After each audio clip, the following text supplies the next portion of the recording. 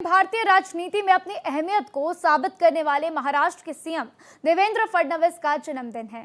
आज वो 55 वर्ष के हो गए। बीजेपी के स्टूडेंट विंग एबीवीपी के सदस्य से लेकर नागपुर के सबसे कम उम्र के मेयर बनने तक, बीजेपी प्रदेश अध्यक्ष नियुक्त किए जाने और फिर प्रदेश का मुख्यमंत्री बनने तक के सफर में देवेंद्र फडणवीस ने कई नई उपलब्धियां हासिल की हैं। पेश है हमारी ये खास रिपोर्ट।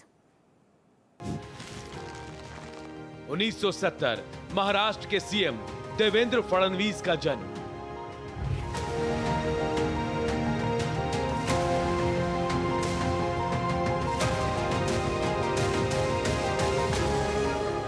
पार्षद से बने टॉप लीडर, मजबूत इच्छा शक्ति और सशक्त लीडरशिप के तौर पर खुद को स्थापित करने वाले महाराष्ट्र के मुख्यमंत्री देवेंद्र फडणवीस ने बेहद कम वक्त में राज्य से लेकर राष्ट्रीय राजनीति में अपनी एक अलग पहचान कायम की है।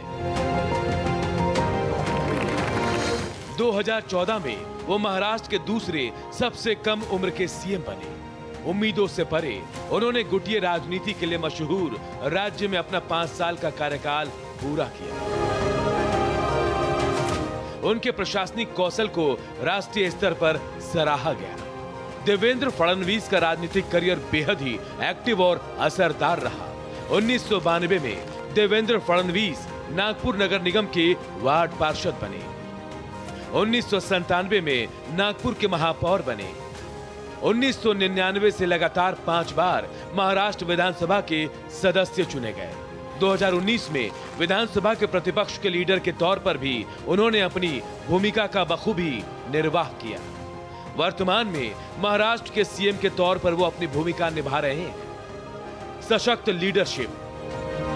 देवेंद्र फडणवीस ने प्रारंभिक शिक्षा नागपुर से प्राप्त की। 1992 में नागपुर यूनिवर्सिटी से लॉ की डिग्री हासिल की।